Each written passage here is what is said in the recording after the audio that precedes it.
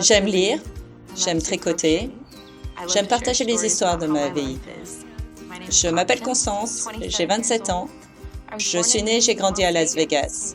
Quand j'avais 21 ans, j'étais dans une relation et je suis tombée enceinte. Nous étions tous les deux très contents. Je suis venue à mon premier rendez-vous et il n'y avait aucun battement de cœur. Je suis alors tombée en dépression très profonde et très sombre. Je voulais oublier tout ce qui s'était alors passé. Alors j'ai déménagé. J'ai trouvé quelque chose pour masquer cette souffrance, des antidouleurs, puis des antidouleurs encore plus forts, et puis de l'héroïne. Et lui, mon ex, était devenu vraiment très accro. Puis il est parti.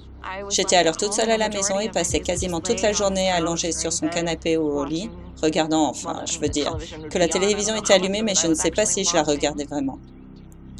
Quand je me suis rendu compte que j'étais à nouveau enceinte, je me sentais désespérée. Enceinte avec une addiction à l'héroïne.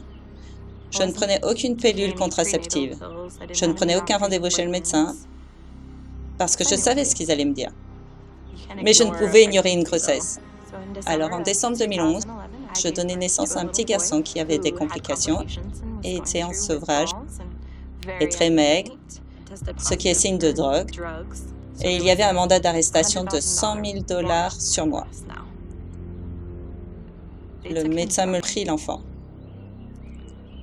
C'était un moment charnière de ma vie. Je me suis rendue au poste de police et leur parlais de mon mandat d'arrêt. Je n'allais plus fuir. J'ai été incarcérée pendant 9 mois. Je réfléchissais beaucoup aux choses que j'avais faites dans ma vie et qui m'ont menée jusqu'ici. Différents programmes étaient proposés en prison. Pendant 1h30 les après-midi, je pouvais faire du tricot et m'asseoir avec les autres femmes pour discuter de choses et d'autres. L'un des autres programmes proposés en prison était de l'indexation. Je savais que c'était l'Église de Jésus-Christ des 5 derniers jours qui animait cela. C'était 2 jours par semaine, on s'asseyait chacune devant un ordinateur portable. Les gens voulaient découvrir leurs racines. Ils voulaient savoir d'où ils venaient. Ces documents décrivaient différents événements à différents endroits partout dans le monde. Ils devaient être enregistrés pour cela. Le dimanche, il y avait un service d'église et l'évêque venait tous les lundis. Et tous les lundis, je venais le voir. Apprendre au sujet de l'expiation de Jésus-Christ était l'une des expériences les plus révélatrices. Et cela me toucha vraiment le cœur. Quand il me dit que j'avais été pardonnée et que j'avais besoin de me pardonner moi-même.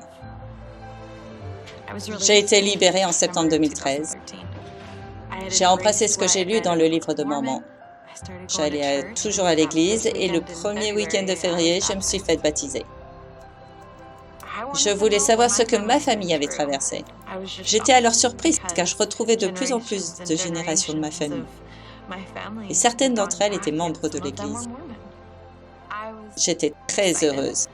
J'ai fait mon arbre familial avec tous ces noms et je voulais faire quelque chose avec eux. Alors j'ai imprimé 18 noms de ma famille et je les ai emmenés au temple et je me suis faite baptiser pour eux. J'avais les larmes aux yeux. Et avec toute l'eau qui coulait dans mon visage, on ne pouvait pas distinguer l'eau et les larmes. Je rassemble toujours plus de noms de ma famille pour continuer mon histoire familiale. Et je crois que l'histoire familiale m'a vraiment ouvert la porte pour que je sache d'où je viens et ce que je peux faire dans ma vie.